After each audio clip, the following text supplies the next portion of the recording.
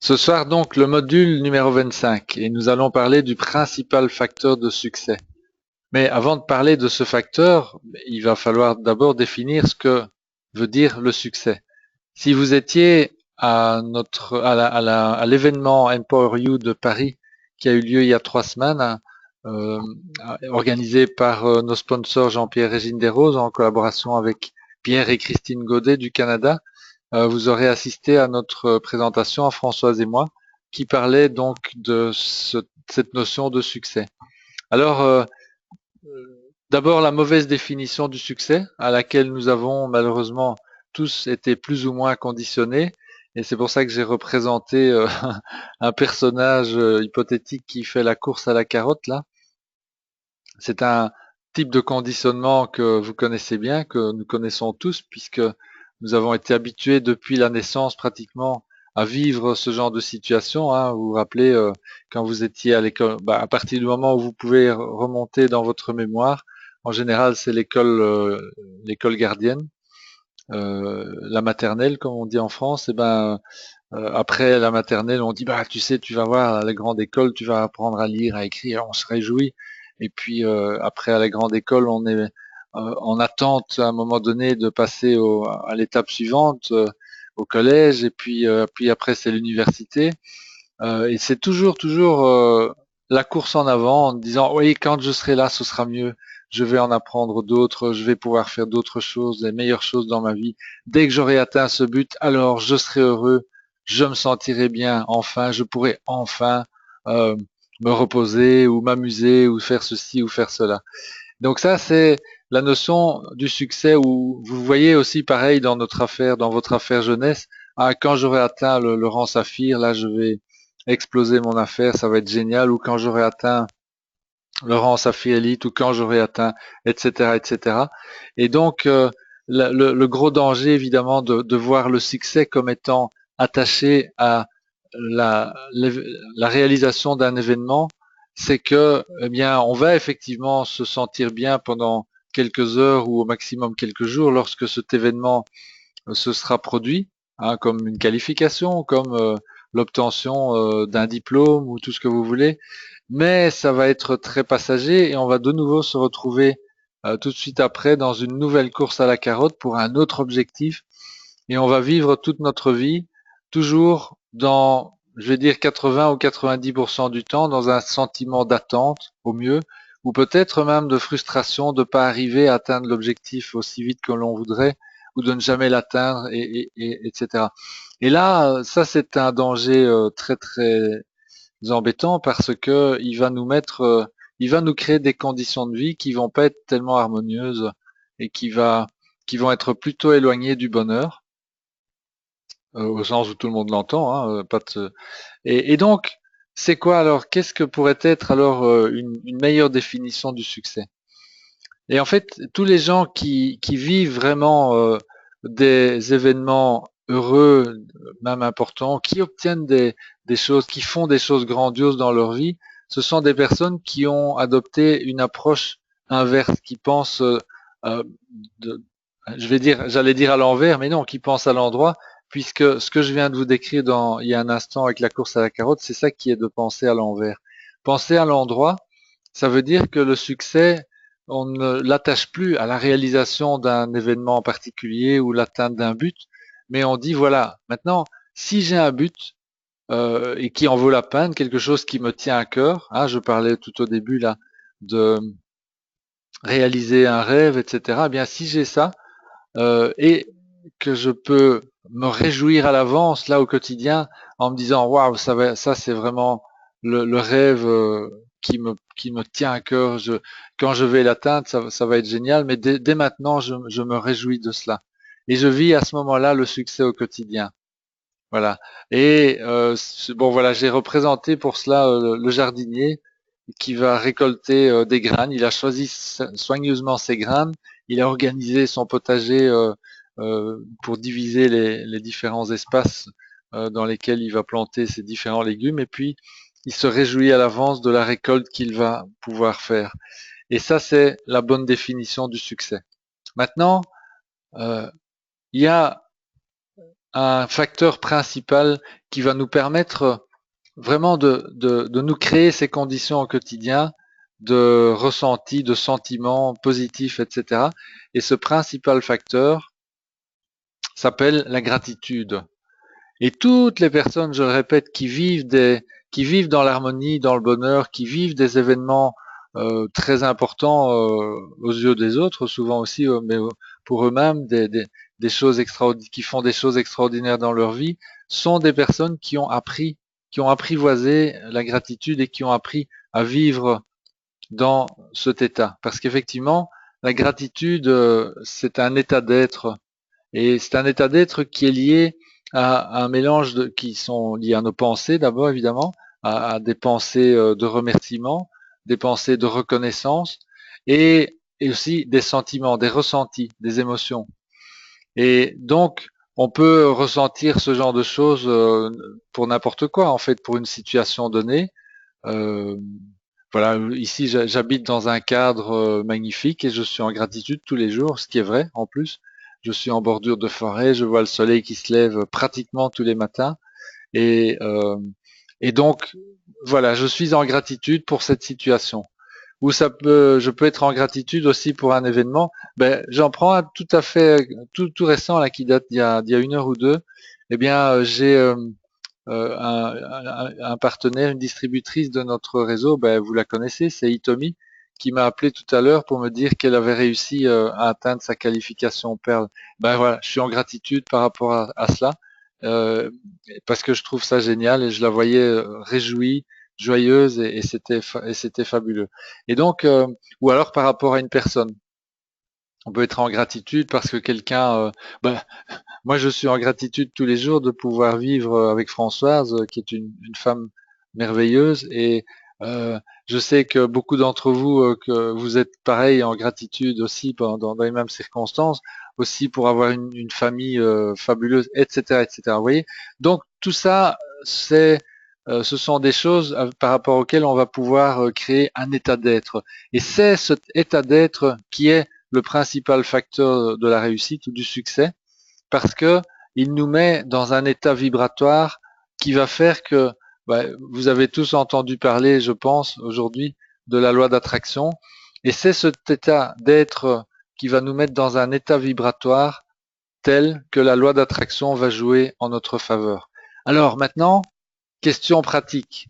Comment mettre en place la gratitude dans sa vie? Je suis certain que la plupart d'entre vous, même que tous, vous êtes déjà très souvent en gratitude parce que euh, vous ne seriez pas en train de faire ce genre d'activité avec nous. Mais si c'est par hasard, si vous êtes en train de découvrir tout cela, que vous êtes nouveau, en train de découvrir le marketing de réseau et toutes ces notions, je vous mets en quelques mots les trois étapes principales qui vont vous permettre de créer de façon permanente cet état de gratitude dans votre environnement quotidien, dans votre quotidien, et qui va donc, peut-être que je l'ai pas dit, mais donc je vais le dire maintenant, qui va vraiment vous aider là à atteindre les buts que vous vous êtes fixés, quels qu'ils soient modestes, importants ou très ambitieux, quels que soient ces buts, vous allez pouvoir les atteindre de façon certaine et parfois plus rapide que prévu si vous avez réussi à mettre en place au quotidien la gratitude dans votre existence. Alors, première étape, ben, là c'est facile, apprendre à se mettre en gratitude lorsque on atteint un but, lorsqu'on vit un événement heureux, ou lorsque quelqu'un vous fait un don, ou vous fait une faveur, etc. Donc, dans toutes les circonstances évidentes où quelque chose de positif vient de se passer dans votre journée, bien, c'est de penser à vous mettre en gratitude.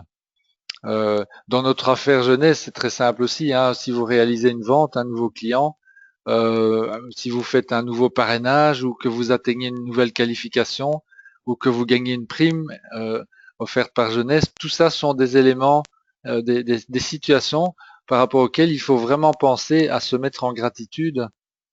Ça va être la première étape. Et si jamais vous vous rendez compte que vous ne le faites pas encore, je vais vous dire de grâce, pensez à le faire, faites quelque chose, notez quelque part dans un carnet que vous lisez tous les jours, de vous rappeler de faire cela. Alors si vous voyez des gens dans votre environnement qui ne le font pas, ben, aidez-les à prendre conscience de l'importance vitale de cela, parce que ça va vraiment les aider à changer leur quotidien. Peut-être pas comme un coup de baguette magique, mais c'est progressif évidemment. Les résultats vont arriver progressivement, les changements vont arriver progressivement. Alors, il y a une chose que je n'ai pas écrite dans les transparents que je partage ce soir avec vous, mais je voudrais que vous l'écriviez dans votre carnet si vous prenez des notes, parce que c'est absolument vital de se rappeler ça à tous les moments.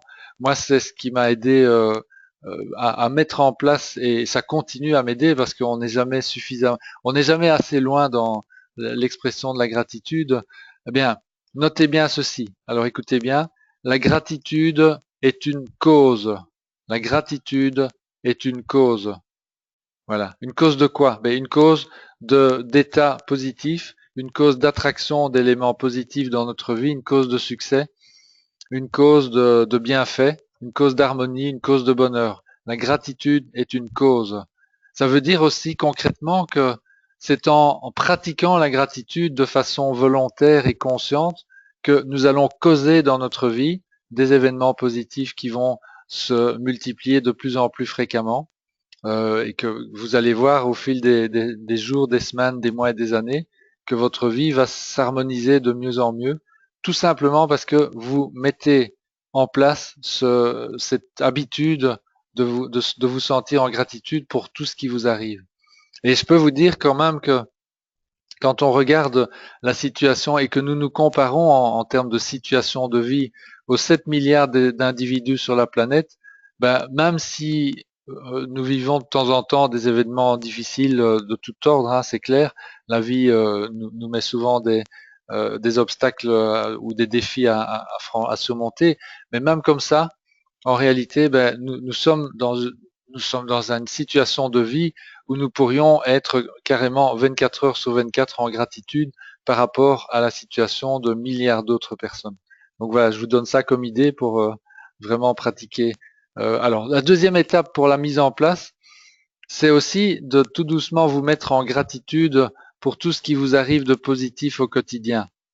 Tout simplement être en vie, avoir la santé, avoir un toit, être au coin du feu pendant une soirée d'hiver. Ici, je peux vous dire que là, je suis très content d'être à l'intérieur avec la tempête qui souffle dehors, et je suis en gratitude, évidemment. Déguster un bon café chaud le matin, manger à sa faim tous les jours. Enfin, les sujets sont multiples et infinis, pratiquement. Et donc ça, c'est la deuxième étape. Donc là, vous voyez qu'il y a un effort supplémentaire de conscience à faire, puisque dans la première étape, il y a un événement qui survient, c'est relativement facile de penser à se mettre en gratitude quand le positif nous envahit là sur le moment.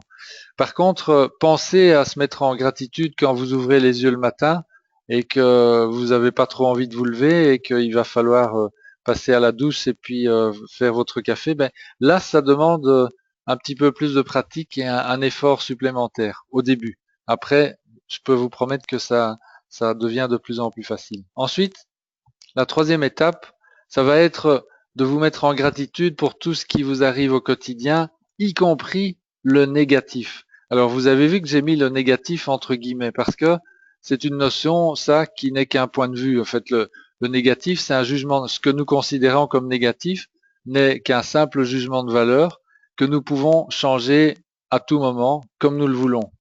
Alors, je vous donne juste un exemple euh, qui est relatif à notre affaire. Vous avez rencontré un prospect et ce prospect vous a dit non merci, pas pour moi.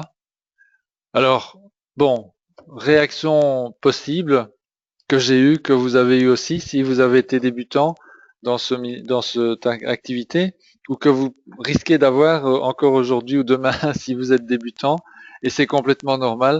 Vous pourrez vous dire bon ben je suis déçu, il n'a rien compris. Pourtant, franchement, par rapport à ce qu'il m'a partagé là, cette affaire, c'était vraiment pour lui. Voilà, pour quelque raison que ce soit. Ça, c'est un point de vue, et donc vous pourriez en rester là, mais là, vous allez être évidemment dans une vibration un petit peu embêtante par rapport à la loi d'attraction. Vous allez être déçu. Ça, c'est pas négatif ou positif. Bon, on va dire que c'est négatif par rapport aux résultats que vous allez pouvoir en tirer de cela dans la durée si vous êtes en permanence dans cet état-là. Pourquoi? Parce que la loi d'attraction, elle joue de façon extrêmement neutre et respectueuse. L'univers ou le cosmos n'a pas de jugement de valeur. Il ne dit pas ce qui est positif, ce qui est négatif. Qu'est-ce qu'il fait? Il dit, ah tiens, telle personne, elle vibre ça. Bon, ben, c'est de la déception, d'accord. Bon, ben, si c'est ça qu'elle vibre, on va continuer à lui envoyer des situations qui va qui vont perpétuer ce type de vibration. Vous voyez un peu comment ça marche là? Donc voilà. Et c'est pour ça qu'évidemment ça marche dans l'autre sens aussi. C'est ce que j'essaye de partager avec vous depuis un quart d'heure. C'est que si vous mettez un état vibratoire relatif à la gratitude, que fait le cosmos? Il voit, ah, cette personne-là, elle vibre en gratitude. Bon, super. Bon, il aurait pu dire super si c'était la déception aussi, puisque le rôle de l'univers, c'est de nous envoyer ce que nous demandons. Bon, alors le problème, c'est qu'on ne sait jamais ce qu'on demande au début parce qu'on n'a pas conscience que on demande avec notre état vibratoire, c'est une demande en fait à l'univers. Et alors là, il va dire, ok, la gratitude, super, ben, je vais lui envoyer des situations qui vont lui permettre de continuer à être en gratitude. Vous voyez la différence? Donc, qu'est-ce que vous préférez? Être en déception ou être en gratitude par rapport à ce qui va vous arriver demain, après-demain et dans les jours qui viennent? Voilà. Donc, d'où l'idée évidemment de changer le point de vue. Vous rencontrez un prospect qui vous dit non, ben ok, c'est que c'était pas le moment pour lui. Et quelle leçon puis-je tirer de ce non? Parce que si je tire une leçon, et je vous promets, il y a toujours une leçon à tirer, je vais pouvoir m'améliorer. Je vais pouvoir dire, tiens, ah ben oui, là j'ai parlé trop vite, j'ai pas écouté suffisamment pour savoir vraiment s'il était prêt à me suivre. Et là j'ai déclenché son filtre anti-vente. Bon ben dommage, ben, c'est que c'était pas le moment pour lui. Mais en tout cas, gratitude. Grâce à cette situation, j'ai appris comment je pouvais m'améliorer dans mes prochains contacts. Donc, ça c'est la troisième étape, hein, arriver à transformer des situations négatives en situations entre guillemets positives ou en tout cas qui vont vous apporter un plus et qui vont vous donner l'occasion de vous mettre en gratitude. Et ça c'est un choix, hein, donc c'est vous qui décidez d'adapter, d'ajuster vos pensées et d'ajuster vos sentiments pour pouvoir ressentir cette gratitude. Alors, dernier petit point sur comment vous continuez, comment vous entraîner. Il y a moyen de s'entraîner à ça. Je vais vous dire tout simplement les quelques points qu'on m'a enseignés, que j'ai pratiqués et qui m'ont aidé et qui continuent à m'aider à approfondir la gratitude. C'est basé sur un point très simple. Alors, que font les personnes qui veulent acquérir plus de muscles? Ben, vous le savez bien, elles s'entraînent à la musculation. Que font les personnes qui veulent développer leur mémoire? Ben, elles s'entraînent avec des exercices appropriés. J'ai entendu l'autre jour le champion de France de la mémoire, je sais plus. Donc il y a des compétitions qui se font un peu partout dans le monde, et donc ce champion de France, un monsieur d'une soixantaine d'années, ben je peux vous dire, il nous a expliqué des choses absolument incroyables. Ces gens entraînés font des trucs complètement fous, mais ils s'entraînent entre 2 et 4 heures par jour. Ben voilà. Alors, je vous rassure, pour la gratitude, on n'a pas besoin de s'entraîner aussi fort, mais on peut pratiquer pratiquement 24 heures sur 24. Moi, ce que j'ai fait comme entraînement, c'est quelque chose de très très simple. C'est que c'est ce on m'a enseigné ce truc-là et je l'ai pratiqué. C'est de choisir en fait chaque jour un moment. Bon, moi, je le fais en fin de journée et vous vous asseyez calmement. Vous prenez des petites fiches. Alors, je vais voir si vous êtes voilà. Vous prenez des petites fiches comme ça et vous écrivez au moins 3 sujets pour lesquels vous décidez d'être en gratitude dans votre journée. Alors, je vais vous lire quelques exemples, comme ça pourrait vous inspirer un petit peu et vous montrer qu'en fait, on peut vraiment, vraiment être en gratitude pour absolument tout ce qui nous arrive dans la journée. Donc, voilà, ce sont des fiches que je fais au quotidien. Voilà les dernières en date. Gratitude pour avoir pu déguster ce thé de roche très rare et de pouvoir l'apprécier. Gratitude pour tout ce que j'apprends dans le training MKMMA. Gratitude pour l'efficacité de ma tronçonneuse qui m'a permis de bien dégager le jardin.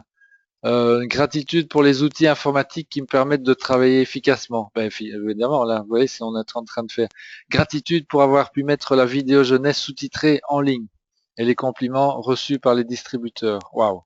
Gratitude pour les connaissances pratiques que nous communique Anne Vorbist, c'est notre médecin de famille, pour notre bonne santé. Gratitude pour les enseignements de Michael Vanov, etc., etc. Oui, gratitude pour le cadeau inouï de pouvoir travailler en association avec la Société Jeunesse. Voilà, vous pouvez faire ça. Et donc, je vous encourage vraiment, ça prend 3 minutes par jour. Et vous achetez des petites fiches comme ça au magasin, ça coûte 1 euro pour 100 fiches. Et donc, vous écrivez un message de gratitude par fiche. Et après, de temps en temps, vous avez vos fiches et vous pouvez les relire régulièrement. Et comme ça va vous remémorer des choses et vous entraînez, vous entraînez le muscle de la gratitude.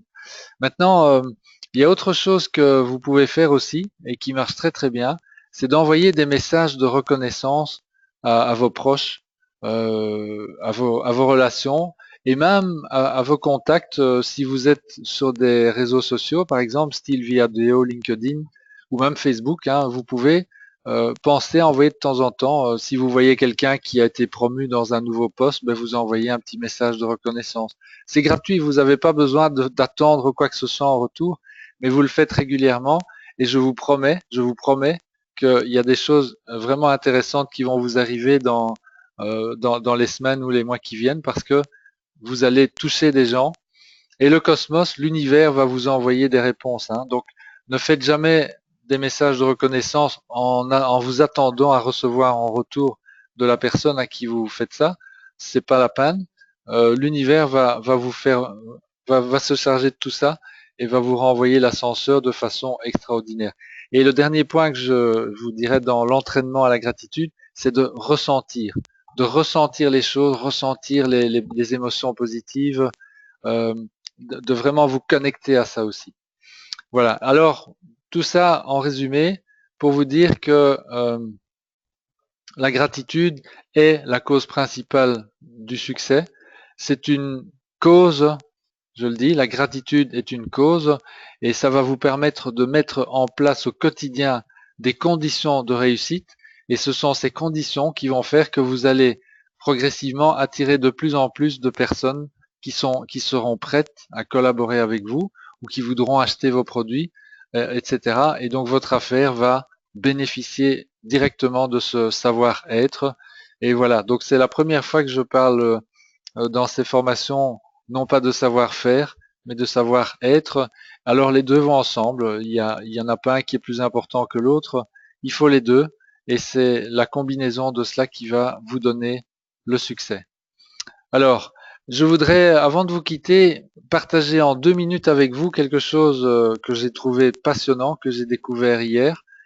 Euh, Figurez-vous que vous avez peut-être déjà entendu, si vous avez assisté à des exposés du docteur Hamzala, hein, conseiller scientifique de jeunesse, ou d'autres personnes dans jeunesse qui sont là depuis un certain temps, la philosophie anti-âge sur laquelle repose toute l'approche de jeunesse au niveau du système Youth Enhancement System, système de mise en valeur de la jeunesse, hein, donc qui comprend toute la gamme Lumines et puis tous les compléments alimentaires.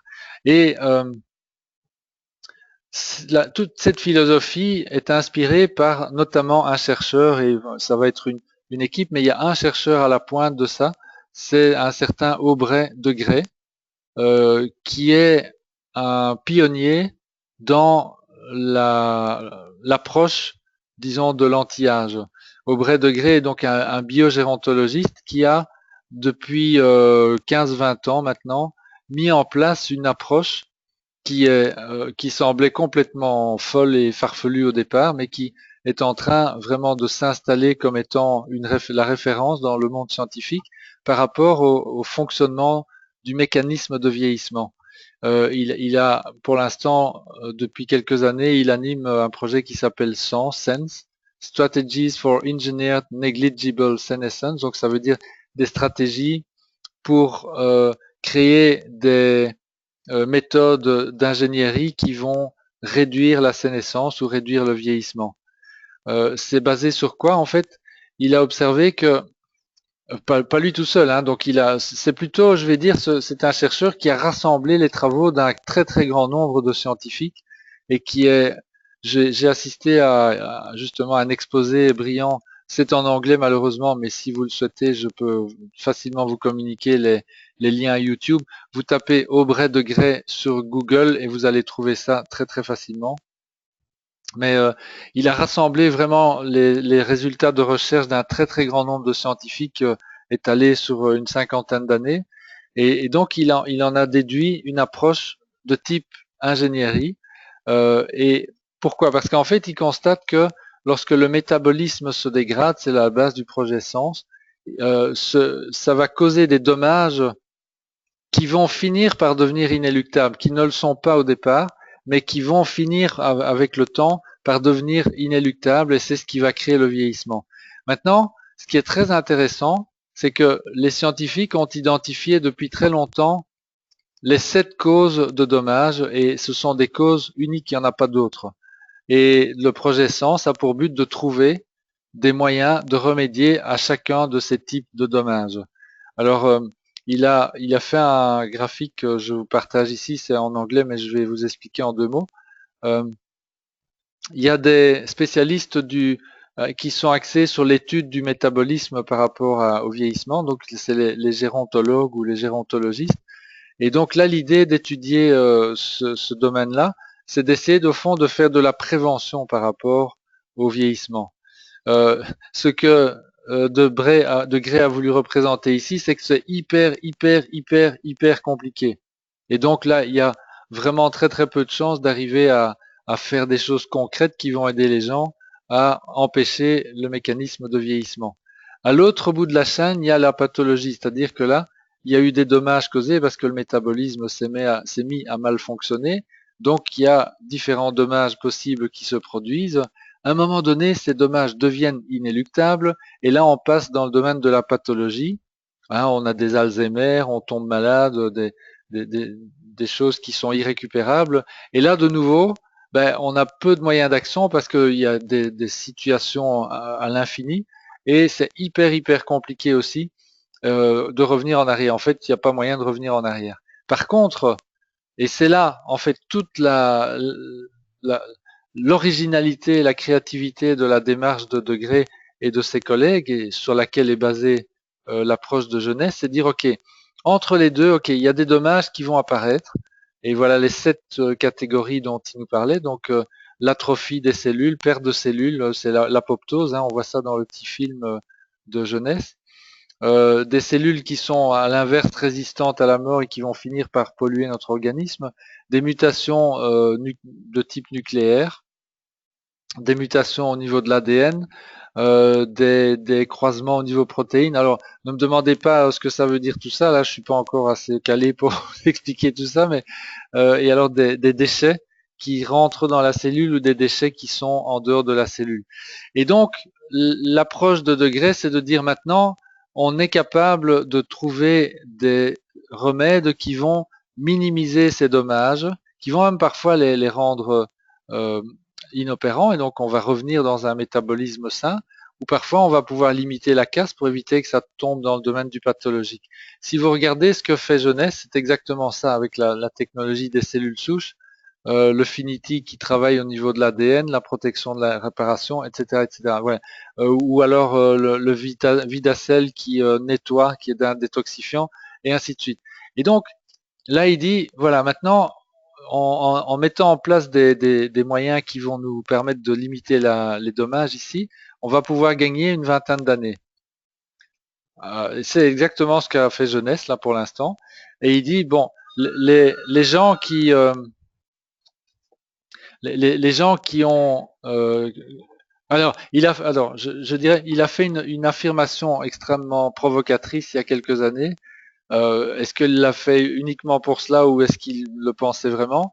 En fait, il a dit devant un parterre de scientifiques ébahis, les personnes qui vont vivre 1000 ans sont probablement déjà nées aujourd'hui. Et donc, il explique dans sa présentation TED Talk que les gens croient en entendant ça qu'on va trouver demain un moyen de tout à coup passer de notre durée de vie maintenant actuelle à 1000 ans. Il dit c'est pas ça du tout. Ce qui va se passer probablement si cette approche fonctionne, c'est que on va gagner 20 ans et puis dans 5 ou 10 ans, on va trouver d'autres méthodes complémentaires qui vont nous faire gagner de nouveau 20 ou 30 ans et nous allons avancer comme ça. Et les gens qui n'ont pas encore atteint un seuil de non-retour vont pouvoir rentrer dans ce mécanisme de prolongation continue d'un style de vie sain avec les années qui s'accumulent, mais le corps qui continue à fonctionner de façon normale et en santé. Voilà. Voilà, je voulais vous partager ça parce que je me suis dit que c'était vraiment illustratif de ce que fait Jeunesse. On est vraiment dans un concept que je trouve révolutionnaire et c'est pour ça d'ailleurs que on entend souvent dans les vidéos qui sont partagées par Jeunesse des réactions en disant ben oui les technologies des cellules souches c'est l'avenir etc. au niveau de la santé humaine. Voilà. Eh bien écoutez, j'espère que tout ça vous aura apporté du bon ou de l'intérêt. Je vais donc terminer la conférence ici parce que je vois que j'ai dépassé l'heure déjà de quelques minutes. Donc je vais vous saluer.